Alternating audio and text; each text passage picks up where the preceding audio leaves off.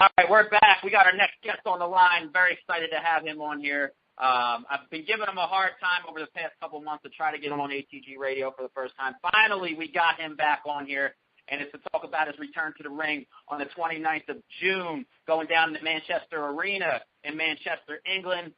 Without further ado, the former lightweight world champion, the former WBA light welterweight world champion. I got that right there. Without further ado, the enigma himself, Mr. Gavin Rees, joining us here for the first time. Gavin, what's up, Rock? How you doing tonight? Yeah, I'm doing good. Yeah, just got back from the gym, so all going training's going well. Just getting the full mode now. I got to ask you this, man. You're getting right back into the ring. I'm looking at the schedule. Obviously, BoxRec isn't always correct, but you got a big fight, your big comeback fight on the 29th of June against Anthony Crolla, but they also have you listed to make another return against to be announced on the 15th of June. Is that fight scratched, or are you fighting twice in 2 weeks? No, I don't. Never heard about the 15th of June, 29th of June up in Manchester on a DVD show. Making a comeback on it. Now, and I want to get your thoughts on this. Your opponent, Anthony Crolla, had a big fight, had his rematch, and his last fight went to a draw. I got to ask you, what do you know about this kid coming into this fight? Obviously, he's a talented kid. He's a crowd pleaser, the type of fighter that is going to mesh well. Styles make fights. I think this is going to be a great fight. But what do you know about your opponent, Anthony Crolla, from his last couple of fights? Yeah, I've seen him box loads of times. I've watched his last couple of fights against Daddy Matthews, a guy who I knocked out in the 10th round. He got stopped by him and draw the guy against him, so the fight I fully expect to win. And after this fight, get back in the world title challenge. So I want to go in this fight, look good. Been training hard. Been a week off after the Broner fight and straight back in the gym. So I'm ready for it. I got a question. Before my co-hosts jump in, I got a couple of co-hosts. I want to ask you a couple questions, Rock. No problem. You came out here to the United States. In a couple of days, you got another fellow UK fighter coming out here to challenge for a world title, much like you did. And I'm talking about Lee Purdy's challenge and Devin Alexander this weekend for the IBF welterweight championship. From your experiences out here in the United States, was it difficult with the time difference, travel, and over here for you to come and fight at your very best? And, do you see the same thing for Lee Purdy coming over here? No, I don't think it was difficult. I think I gave it my best shot. I think I met a better man on the night. I think Bruno was a class act. He was massive for a lightweight. He hit very hard, and at the end of the day, he was just too good for me. I gave it a good shot, and that's all I can say. Obviously, Lee Purdy got his own fight. He got to take his chance.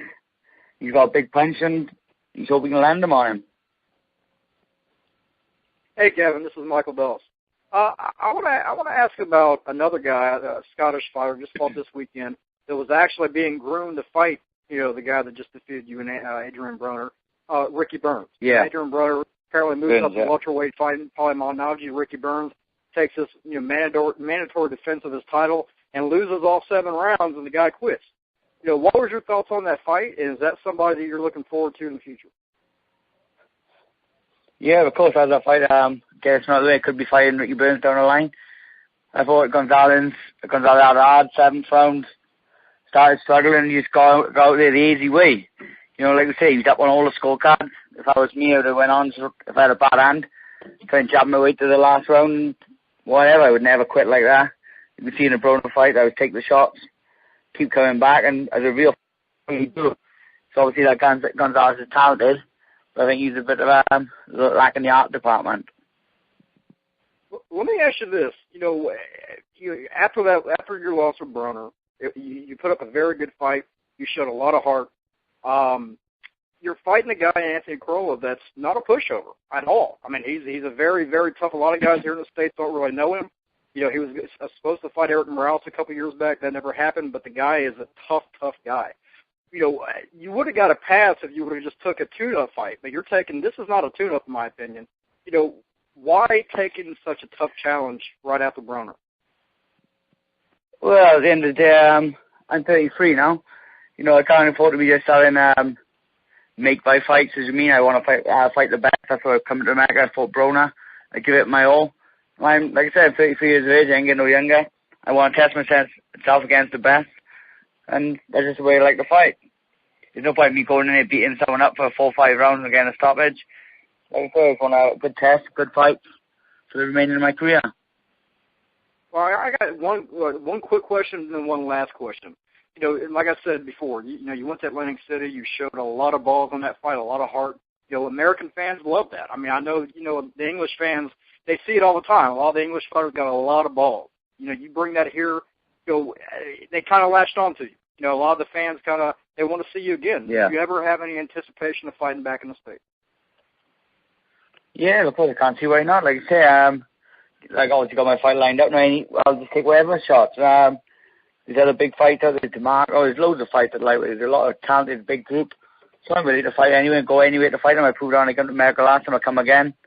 I'll go anywhere across the world to fight anybody for any title. And it's like I say, I want to fight the best. I'm happy to go wherever. I'm making most of my last couple of years now. I still feel quite fresh, so I'm enjoying it. Well, my last question is about Broner. You know, what do you think? You know, he beats you, then he goes right up, jumps 2 divisions, goes to Malignaggi. He's not Malignaggi is not a career welterweight, but he's a bigger guy now. Broner's moving up 2 divisions. What do you think about Adrian Broner moving up to welterweight? Do you think he'll be successful? It's hard to say till the night, but I'd like when he's the best I've been in the ring with, to be honest. He hit very hard and very fast. I wasn't expecting him to be that difficult, but I think he asked me to comment on his welterweight, what he's going to do up till he gets in the ring and proves it himself. But he obviously hit very hard for a lightweight, so I should imagine he's very big, so I should imagine he takes some of the power up with him. It's very fast. So we'll have to see in a couple of weeks. Appreciate it, man. Hey, Chris Guns, Chris Guns and Elliot Vasquez-Torres on here. Guys, did you have a quick question for Gavin Rees? Yeah, hey, Gavin, what's going on? It's Elliot. Yeah, I got a couple questions, In the Broner fight, you actually somewhat showed a blueprint on how to get close to Broner and actually connect, and I actually thought it was a close up into the stoppage. You care to comment on that? Is there actually an actual way or to approach a fight against Broner? Well, I don't know. I just got fight out quite small, like fast hands, and I think anybody with Malignaggi's got very fast hands. I think he caused him a couple of problems for the first couple of rounds. Be first to the punch. I think Broner was quite surprised by that, and if he would take a shot back off him, he looked quite shocked by it. I just must let him get inside your head, and I don't think he will get inside Malignaggi. He's quite a chirpy guy. And about the Malignaggi fight, do you have any predictions on that fight next month? Yeah, like I said, I think Malignaggi a couple of early rounds. I would see a late stoppage for Broner. Do you see anybody, let's say, from the weight classes 135, 140, giving Broner any problems in the ring? Yeah, I think there's plenty at 140. I think, to be honest, I think he's looked at all the champions. He's tried to find himself the easiest route to another world title, and he's actually 147 to fight Malignaggi. I think there's plenty of fights at 140, which could really test him. And I just got on the call, so I'm not sure if they asked you this already, but is there a timetable where we'll see you back in the ring because you are an exciting fighter? He's coming back on the 29th of June against Anthony Frola. Okay. I got you back, Elliot. Yeah, I wasn't sure. Do your research. I got him. Elliot got me the last time. I've been waiting for this moment. Elliot Vasquez-Torres got you. No, Gab, I got to say it like this, man. No, I can't wait to see that fight with you and Ann Crolla. The co-feature, Manuel Char challenge and David Hay. Like I said, you're one of the most exciting fighters coming out of the UK. I love your attitude, bro. You have one of the best. That's why I was messing with you on Facebook as far as that. I know we didn't get it out here. I know we got a proper interview with you on the thing, but we'd love to get you back on the show and just start pissing on people because Gavin Rees is exactly what he is. He's a rock, and he will. I've heard you, speak to some people and really put them in a hard way. We were hoping you were going to mess with us in that, but I think we have to warm up to each other this time, Gab. But on the 29th, Like I said, not only you're one of the best fighters coming from over there, from Wales, coming over from the UK.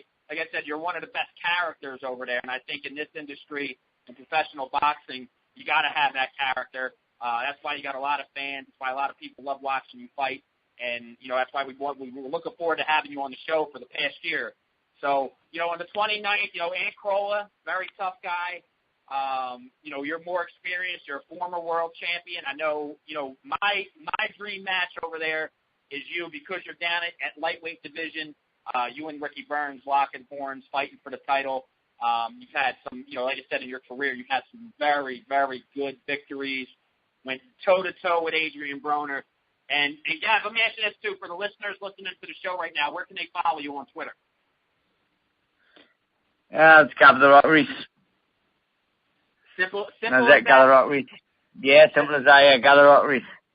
And anything, yeah, any final words for your fans and any of the listeners tonight? Yeah, all you guys in Mecca, hope we come back, like I say, maybe to end of this year, maybe next year, and try and entertain you again. I always give 110% in the ring, so look forward to seeing you again soon. All right, Rock, we appreciate your time today, and we appreciate, getting you right out from the gym.